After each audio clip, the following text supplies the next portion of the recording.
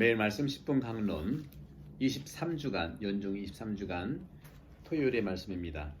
루카복음 6장 43절에서 49절입니다. 열매를 보면 나무를 안다. 좋은 나무는 나쁜 열매를 맺지 않는다. 또 나쁜 나무는 좋은 열매를 맺지 않는다.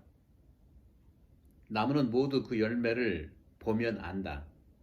가시나무에서 무화과를 따지 못하고 가시덤불에서 포도를 거두어 들이지 못한다. 선한 사람은 마음의 선한 곳간에서 선한 것을 내놓고 악한 자는 악한 곳간에서 악한 것을 내놓는다. 마음에서 넘치는 것을 입으로 말하는 법이다. 내 말을 실행하여라. 너희는 어찌하여 나를 주님 주님 하고 부르면서 내가 말하는 것은 실행하지 않느냐? 나에게 와서 내 말을 듣고 그것을 실행하는 이가 어떤 사람과 같은지 너희에게 보여주겠다. 그는 땅을 깊이 파서 반석 위에 기초를 놓고 집을 짓는 사람과 같다.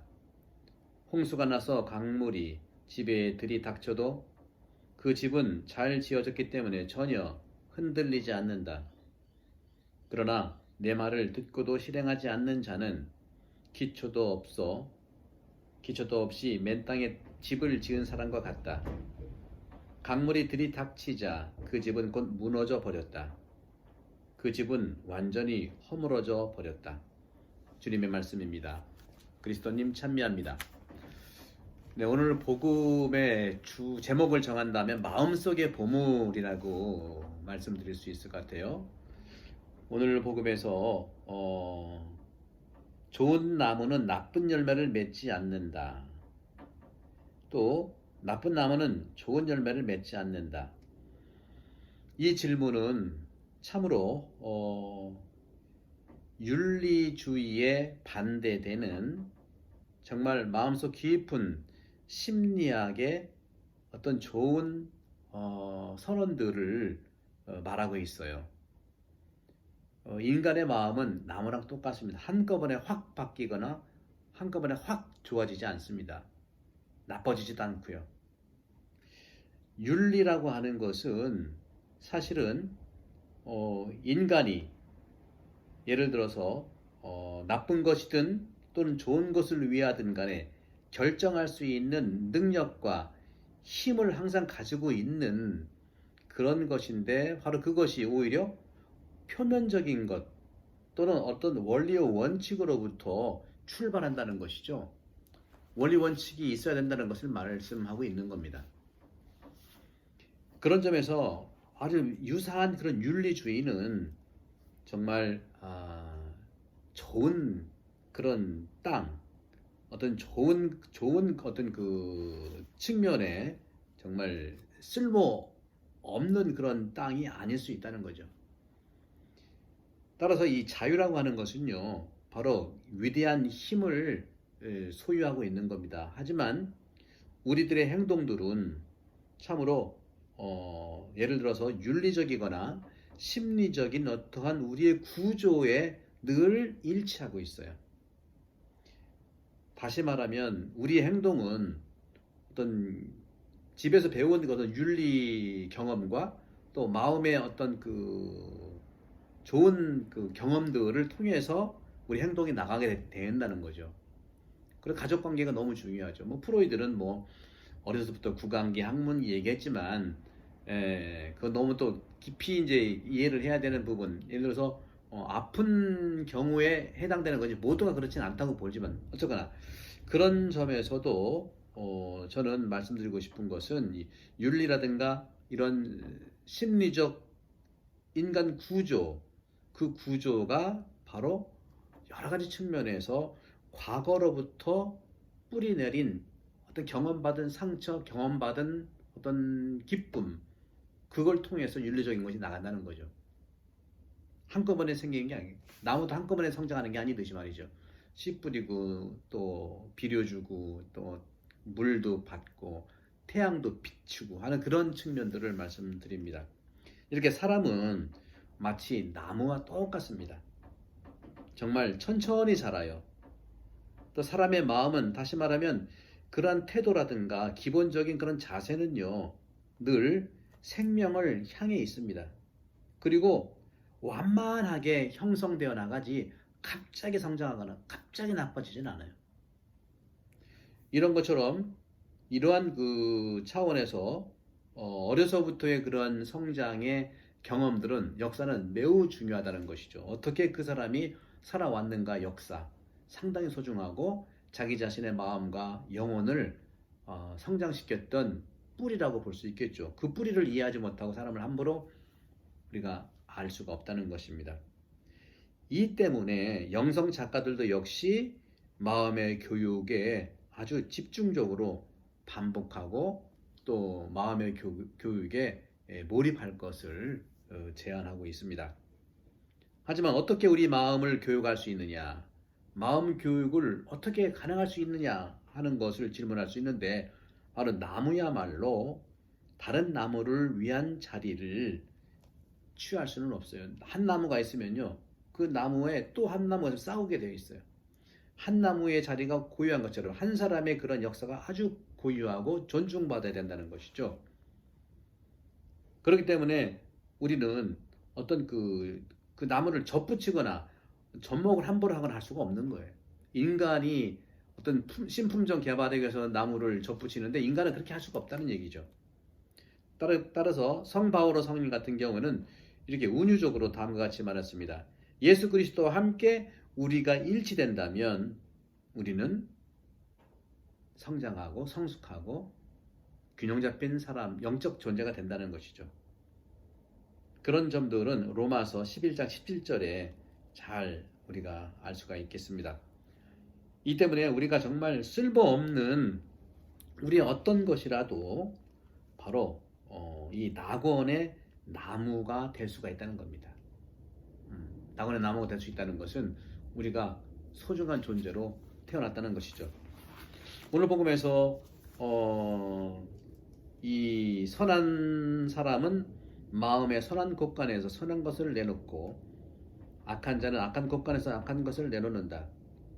선한 사람은 마음의 선한 곳간이란 말씀을 하고 있어요. 정말 마음의 선한 정말 그 곳간, 좋은 보물. 역시 이러한 귀절도 우리는 현대 심리학과 아주 밀접하게 관련이 된다고 말씀드릴 수 있습니다. 마음은 그야말로 보물, 정말 진주같이 불려지게 됩니다. 마음은 정말 보물이고요, 진주 같은 곳이에요. 어린이들에게 정말 그 저금통을 한번 줘 본다면 그걸 통해서 그 돈을 잘 모을 수도 있고 쓸 수도 있고 하는 걸 배울 수 있다는 말이죠. 그런 점에서 우리는 용기를 정말 내야 될 것은 바로 돈이라고 하는 것은 돈을 통해서 돈을 제대로 배운다는 겁니다. 함부로 돈을 쓰게 되면 함부로 할 것이요, 함부로 돈을 쓰지 않으면 함부로 돈을 낭비하지 않을 것이라는 것이죠. 이것이 바로 마음과 함께하는 성공의 경험들이라고 볼 수 있겠습니다. 참으로 그런 점에서는 우리 이웃들에 대한 정말 작은 봉사가 작은 것을 의미하지만 세상은 그렇게 우리의 작은 걸 통해서 서서히 변화된다는 거죠. 내가 바뀌지 않고 우리가 바뀌지 않고 오늘이 바뀌지 않고 내일 세상은 바뀌지 않습니다. 내가 바꿀 때, 우리가 바뀔 때, 오늘 내가 바꿀 때 세상은 바뀌게 되어 있죠. 그런 점에서 세상은 그렇게 쉽게 바뀌지 않습니다. 왜냐하면 우리가 이미 정말 무거운 우리 가방을 옮길 수 있는 그런 것은 정말 우리의 그 옛 경험에서 올 수 있다는 그런 든든한 경험도 필요합니다. 하지만 우리가 예를 들어서 다른 사람을 위해서 무엇인가를 할 수 있는 태도를 우리가 가지고 있다면 우리는 뭐든지 할 수가 있어요. 다른 사람을 위해서 할 수 있는데 뭘 못하겠습니까? 그렇기 때문에 이러한 그 우리의 습관들이라고 하는 것은 제2의 천성, 제2의 본능이라고 영성가들은 말합니다. 어떤 경우에 좋은 사람들은 다음과 같이 말하고 있습니다. 어떻게? 당신이 행복하려면 당신은 그렇게 좋은 성격을 품으십시오. 좋은 성향과 좋은 성격이 당신을 행복하게 합니다. 물질을 가져서가 아니고, 물질을 잃어버려서가 아니고, 물질을 잃어버리면 처음에는 실망하죠. 물질을 가지면 처음에는 좋아요. 그러나 끝까지 행복을 가는 길은 어떤 것일까 하는 것을 강조하는 것이죠. 그렇기 때문에 모든 세상에서 선이라고 하는 것을 바라보십시다. 하지만 나는 바로 나의 이 모든 것들은 그런 점에서 불만족스러운 것도 내가 나이기 때문에 그걸 잘 이해할 수 있지 않겠냐는 거죠. 성인들이야말로 참으로 일반적인 이러한 오늘 복음 말씀들을 상당히 증오하고 미워했어요. 선한 사람은 마음의 선한 곳에서 선한 것을 내놓고 악한 자는 악한 곳에서 악한 것을 내놓는다. 그렇죠. 그런 점에서 바로 그들의 많은 부분에서 정말 우리가 게으르고, 왜 이 사람들은 악한 곳에서 악한 것을 꺼내놓을까요? 그것이 대부분 처음부터 그러진 않았을 거예요. 어떤 게으름이 있을 수 있겠고요. 또 성격이 급해서 어떤 쉽게 화를 내서 그럴 수 있겠고요. 또 내면을 바라보지 못하고 일어나는 현상들만 볼 수 있기 때문에 그런 건 아니냐. 마음의 공부, 영혼의 공부를 한다면 그렇게 볼 수는 없지 않겠죠. 마음의 공부와 영혼의 공부를 더 한다면 표면적인 행복에서 내면적인 가치를 분명히 우리가 찾아볼 수 있습니다. 그럼에도 불구하고 좋은 일을 한다는 것, 실천적인 좋은 일을 한다는 것은 끊임없이 우리 이 마음이 선을 발견하게 하고 선을 나누는 하느님의 선물이 될 것입니다. 저는 오늘 복음에서 정말 마음에 와닿는 말씀이 이거예요. 마음에서 넘치는 것을 입으로 말하는 법이다. 마음에서 넘치는 것을 입으로 말하는 법이다. 제가 수년 전에 2년 전이죠. 언어에 대한 책을 하나 썼죠. 위로하는 마음의 말인가요? 안아주는 마음의 말. 제가 쓰거든요. 안아주는 마음의 말. 바로 이런 겁니다. 바로 이 고백자들은요, 종종 슬퍼하면서 어떤 것을요, 이웃에 대해서 나쁘게 말한 것을 정말 슬퍼하는 그러한 것을 우리는 경험하게 됩니다. 우리 고해성사 볼 때 그런 말 하잖아요. 이웃 나쁜 얘기했습니다. 뭐 미워했습니다. 사람들한테 있는 말도 안 했어. 제대로 하지 않았습니다. 나쁘게 얘기하는 경우 있잖아요. 사실 모두가 알고 있는 겁니다. 좋지 않은 것이라고. 하지만 분명한 것은 우리가 그것을 적게 할 수 있는 길은 없을까? 아마도 이 말씀드리라고 하는 것은요, 우리 입에서도 나오지만 그것이 태양을 통해서 마음의 해를 비출 때는 입에서 나오지만 그것이 마음속으로부터 출발한다면 그렇게 겉으로만 볼 수는 없지 않겠는가 하는 것이죠. 그런 점에서 바로 우리가 정말 말씀에 대한 것을, 정말 말씀을 잘 우리가 지배하기 위해서는 어떻게 할 수 있을까? 정말 말을 지배할 수 있을까? 당연히 그렇게 할 수 있습니다. 우리 말을 왜 우리가 지배를 못하겠습니까? 내가 하는 말인데. 그렇기 위해서 충분한 건 뭐냐?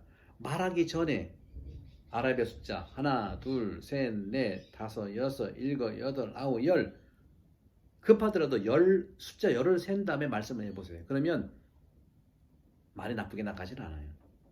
충분합니다. 10번 세는 걸로. 바로 그런 점에서 우리는 피곤했을 때, 또 이런 언어라고 하는 것들을 조절하기 위해서는 이런 훈련들이 필요하죠. 쉼의 훈련들. 저는 지금 코로나 팬데믹 시기가 이런 쉼의 훈련이라고 생각을 합니다. 그럼 우리가 얼마나 바빴습니까? 그런 점에서도 우리는 그런 점에서는 함부로 말하고 엉터리로 말했던 이 부분들의 경향을 정말 이제는 이겨낼 수 있는 그런 기회가 왔다고 생각합니다. 그렇기 때문에 정말 힘을 내서 우리가 조절할 수 있는 것은 정말 어떤 과독한 것이 아니라 정말 과묵하고 잠잠하고 침묵을 통한 우리의 마음을 잘 드러내는, 우리 마음을 표현하는 것들이 필요하다고 저는 생각하고 있겠습니다. 그런 점에서 이제는 우리가 이러한 그 진실성, 자연적인 진실성이라는 것은 나를뿐만 아니라 우리 주변 사람을 유쾌하게 하죠. 마음으로부터 온다는 말은, 그렇죠? 마음에 넘치는 말, 나 마음에 넘치는 것을 입으로 말할 때 그렇게 가능하지 않겠는가 말씀드립니다. 그러므로 우리 모두는 이러한 그 여러 측면에서 위선자가 되는 것을 우리가 포기하고, 그리고 다른 사람들의 나쁜 것을 말하지 않으려고 하는 이러한 나쁜 태도들을 이겨내려는 원의가 필요해요. 이런 원의와 노력들이죠. 형제자매 여러분, 어떻습니까? 우리는 정말 유일한 길을 향해 가고 있습니다. 뭡니까?